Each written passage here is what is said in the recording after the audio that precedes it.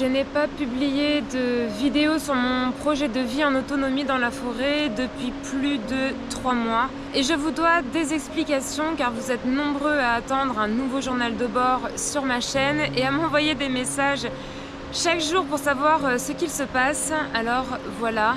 Aujourd'hui, je vais me confier à vous en toute transparence, vous parler de ce que je traverse depuis des mois et par la même occasion vous expliquer la principale difficulté que l'on rencontre quand on se lance dans un projet de vie en autonomie et quand on veut sortir aussi un petit peu du système.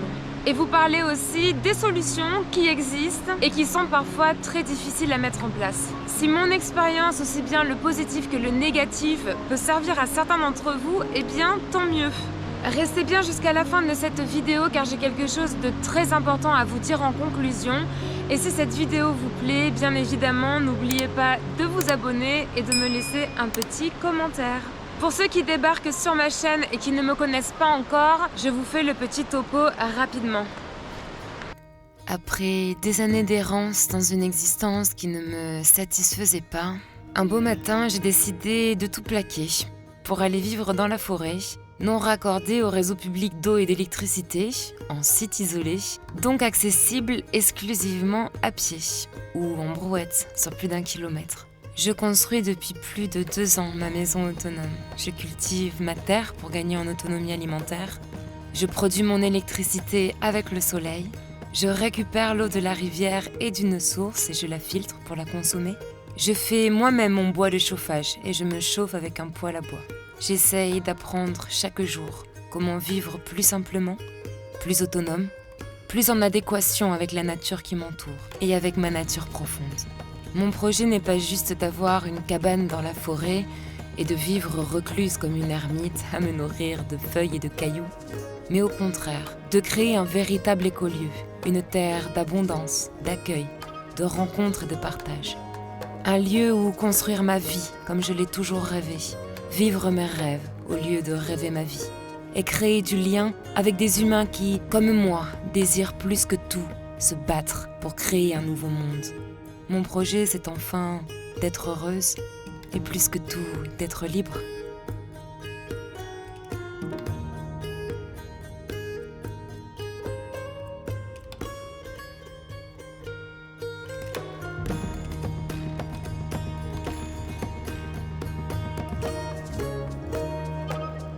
Et pour finir les présentations, je m'appelle Diane, je suis créatrice de contenu sur les réseaux sociaux sous le nom de Je suis féral, qui signifie état d'un animal domestique qui redevient sauvage. Sauvage voulant dire littéralement vivre libre dans la nature.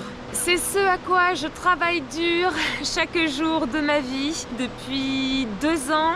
9 mois et quelques jours, depuis le jour où j'ai rendu les clés de mon appartement tout confort en plein centre-ville pour vivre dans la forêt, sans accès voiture, sans électricité, sans chauffage, sans eau chaude et sans eau potable pour vivre ici. Je sais que beaucoup d'entre vous idéalisent le mode de vie que j'ai choisi et souhaitent en quelque sorte sortir un petit peu du système ou moins en dépendre, car beaucoup de gens réalisent, je pense, que notre système actuel est complètement nécrosé. Il faudrait être aveugle de toute manière, je crois, pour ne pas voir que tout s'effondre autour de nous. Le monde va mal, très mal. Je ne vous apprends rien. Je pense qu'une majorité d'êtres humains sur cette terre sont extrêmement malheureux, avec le fonctionnement actuel qu'on nous impose, que l'on subit, et je sais ce que c'est de vivre tout cela comme une fatalité. Je connais bien le goût de la tristesse, de la colère et du désespoir, croyez-moi. Je sais tellement à quel point c'est difficile de trouver sa place dans notre monde actuel, de trouver notre voie, un chemin sur lequel on peut s'épanouir et se réveiller chaque matin en se disant « j'aime ma vie ». Et je peux être la personne que je veux être et que j'aime être, tout simplement. Alors c'est sûr que l'idée de vivre dans la nature, hors du temps, en harmonie avec les éléments qui nous entourent, cultiver sa propre terre, produire sa propre nourriture et ne plus payer de factures ni d'eau ni d'électricité, ça fait rêver. Ça m'a fait rêver, moi aussi, pendant des années. Je me suis battue de toutes mes forces pour vivre mon rêve et me voilà aujourd'hui en plein dedans, avec son lot de joie, mais aussi son lot de galères. Je vis mon rêve et chaque jour que Dieu fait, je remercie le ciel de m'avoir ouvert ce chemin avec une petite étoile là-haut dans la nuit pour me guider jusqu'ici. Et de m'avoir donné la force et le courage aussi d'arriver jusqu'à là, parce qu'il en faut beaucoup. Je partage avec vous mon aventure en photo, en vidéo, comme d'autres l'ont fait avant moi, en écrivant des livres, en réalisant des documentaires, en faisant des conférences au travers le monde, en réalisant des vidéos ou en créant tout simplement des œuvres d'art qui donnent à réfléchir. Autant de supports et de différents moyens d'expression pour témoigner au monde que quelque chose est possible, pour insuffler un espoir, pour ouvrir un chemin, ou juste pour l'éclairer, pour transmettre quelque chose, un je ne sais quoi, une énergie aux autres. Je ne me serais jamais lancée dans l'aventure si d'autres n'avaient pas ouvert le chemin avant moi. Et aujourd'hui, l'aventure que je vis, c'est pour moi comme un flambeau que l'on m'a transmis et que j'ai envie de partager et de transmettre à mon tour. C'est pour ça que je suis ici, devant vous, devant la caméra, en train de vous parler. Et même si j'ai beaucoup de détracteurs, de haters, beaucoup de gens qui me critiquent et qui médisent sur moi, vous êtes aujourd'hui plus de 200 000 à me suivre sur différentes plateformes cumulées. Et je trouve ça complètement fou de recevoir autant d'amour et de soutien. Et surtout de voir à quel point nous sommes nombreux, de prendre conscience de plein de choses. Et à nous éveiller, à nous réveiller, à nous rassembler.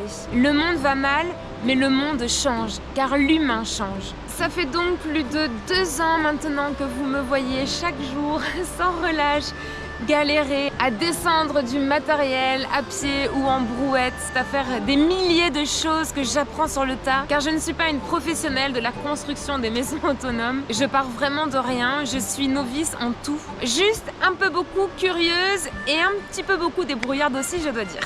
Plus de 2 ans à descendre chez moi du matériel pour avoir une habitation à peu près saine et confortable. Du matériel pour le terrain, pour les clôtures, les aménagements, pour le jardin potager, pour rénover la caravane, et puis le bois pour me chauffer chaque hiver. Et les tonnes et les tonnes et les tonnes de matériaux, ciment, chaux, sable, gravier, planches de bois, matériaux d'isolation, de structures pour la maison, des planches pour faire des meubles, des trucs pour faire la toiture, bref, etc, etc, etc.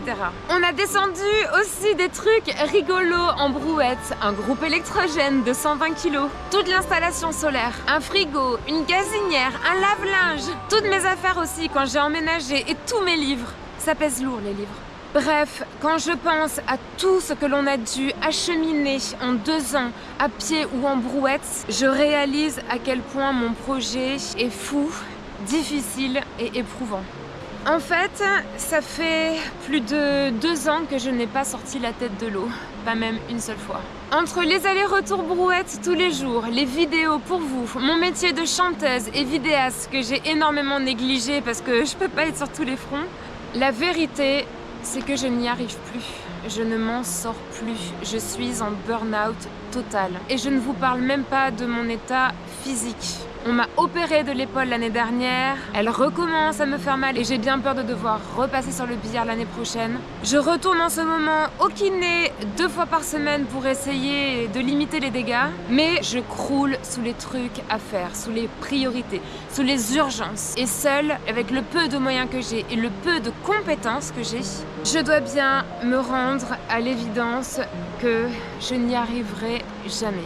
En fait, là, je crois que je fonce droit dans le mur. Et je vais finir par compromettre mon projet, mon rêve, m'abîmer la santé si je ne lève pas le pied et si je ne trouve pas des solutions rapidement. Un des problèmes majeurs que j'ai, c'est que ma maison n'est pas étanche. J'ai toute une façade en OSB qui prend l'eau actuellement et qui commence à pourrir.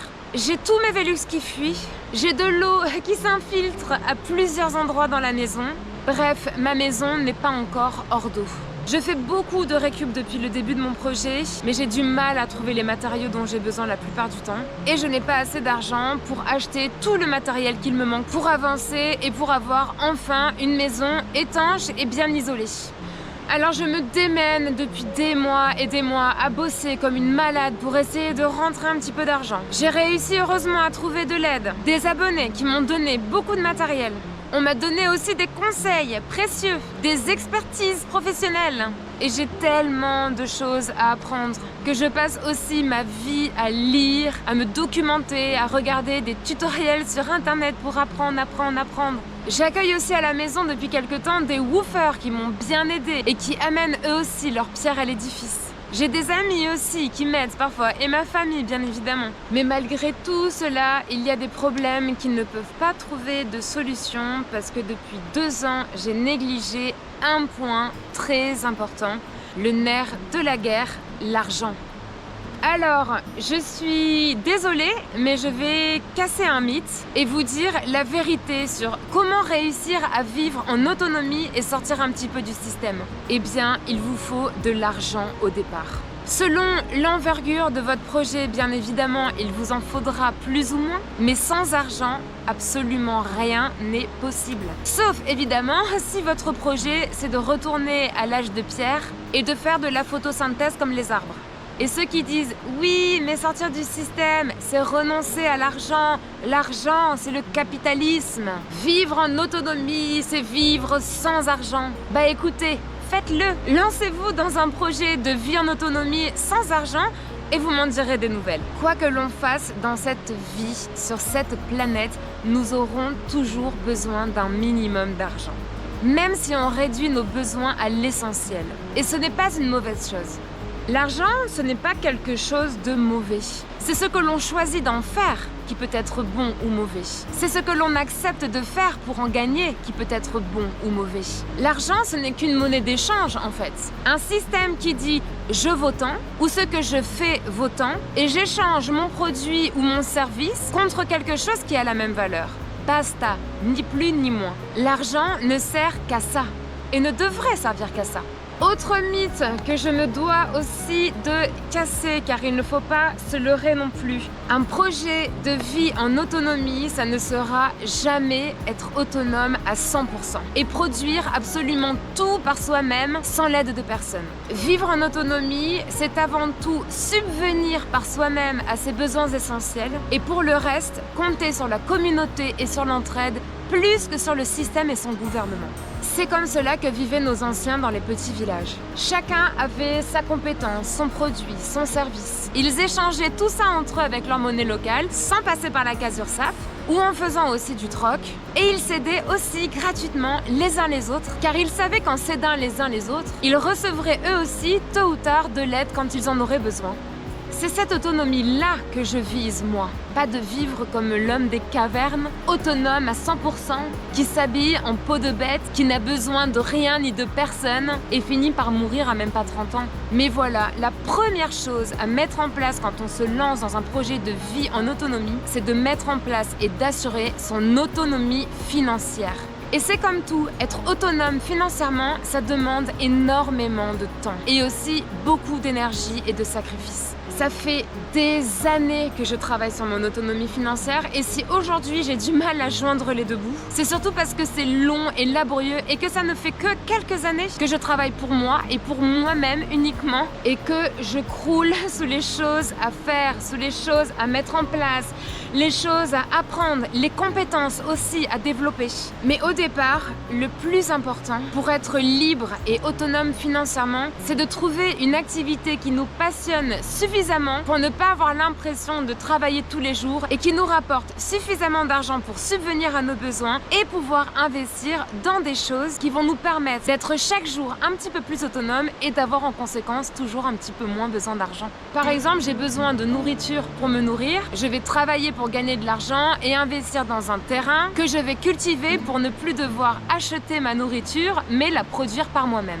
On peut aussi acheter des livres, des formations, des outils, une multitude de choses qui peuvent nous permettre d'avoir moins besoin d'argent et devenir plus autonome. Donc, la chose la plus importante à retenir, c'est qu'il nous faut au départ cet argent et trouver un moyen vertueux de le gagner.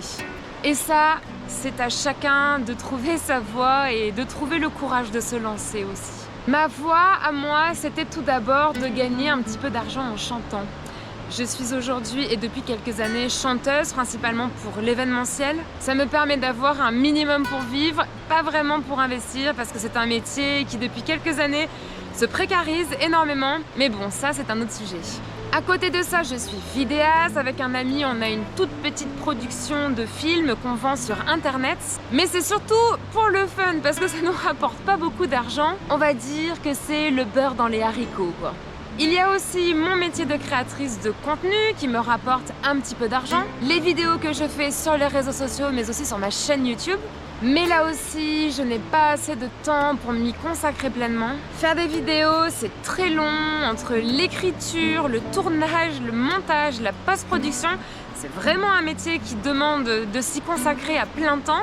Et en fait, il faudrait que j'ai 2 ou 3 heures de plus par jour pour réussir à mieux développer tout ça et pour trouver aussi des partenariats, ça pourrait énormément m'aider. Et jusqu'à preuve du contraire, je ne dispose que de 24 heures par jour. Et ça ne suffit clairement pas. Vous pourriez me rajouter 2 ou 3 heures de plus par jour, s'il vous plaît?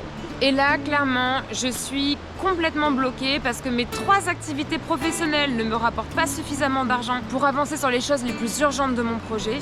Étanchéité de ma maison, comme je vous l'expliquais tout à l'heure, qui nécessiterait quelques 4 000 € pour réussir à tout finir. Mes façades avec un pare-pluie, le bardage et refaire toute l'étanchéité des murs, des Velux, de la toiture, etc. Il y a quelques temps déjà, j'ai eu l'idée aussi pour m'aider à financer tout ça de lancer ma marque de vêtements. J'ai lancé les t-shirts Sauvageon et Sauvageonne et quelques-uns d'entre vous portent d'ailleurs déjà fièrement leurs t-shirts et je vous remercie vraiment du fond du cœur de l'avoir acheté.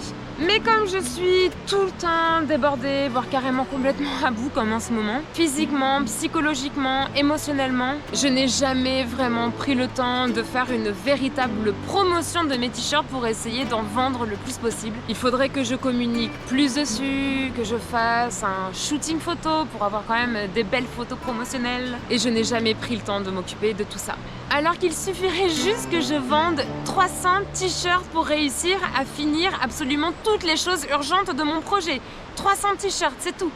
Mais bon, bref, j'aimerais aussi organiser des événements interassociatifs chez moi sur les thématiques de la permaculture, de la vie en autonomie, sur le survivalisme, la nutrition, la santé et plus globalement du bien-être, et proposer un système d'adhésion pour participer en tant que membre aux événements physiquement et pourquoi pas virtuellement en lançant peut-être les événements en live sur internet. J'ai l'idée de faire chez moi des concerts acoustiques, des bains sonores, des méditations guidées, organiser des promenades philosophiques en forêt. On pourrait aussi célébrer ensemble les équinoxes et les solstices. Un ami m'a conseillé aussi, pourquoi pas, de louer des emplacements pour des tentes sur mon terrain. Parce que chez moi, c'est tellement beau, c'est tellement un petit bout de paradis que je me dis ça pourrait vraiment être super sympa et me rapporter aussi un petit peu d'argent. Je pourrais aussi proposer des stages en immersion avec moi dans la forêt, avec tout un programme thérapeutique de bains glacés, de sport, de nutrition.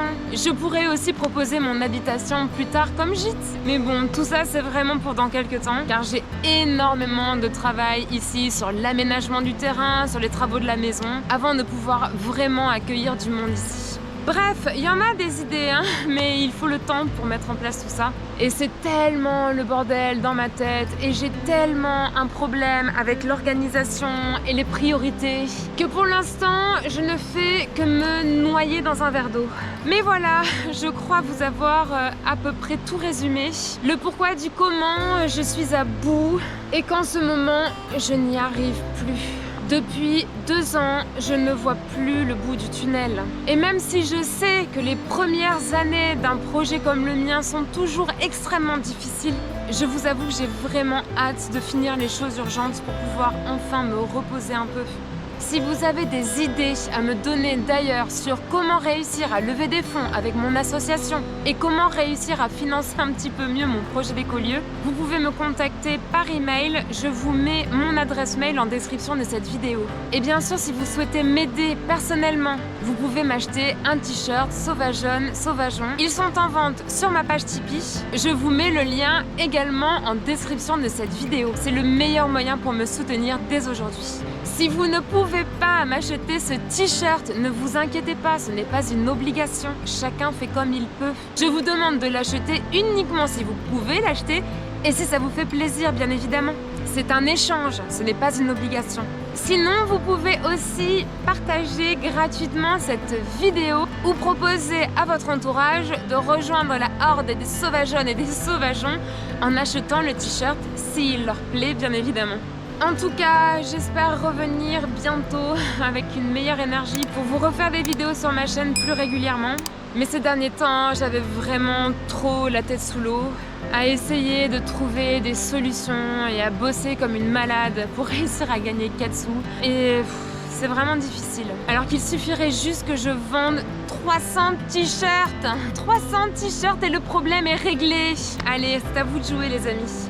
Merci infiniment et on se dit à bientôt pour une nouvelle vidéo. Enfin, je l'espère. Allez, salut!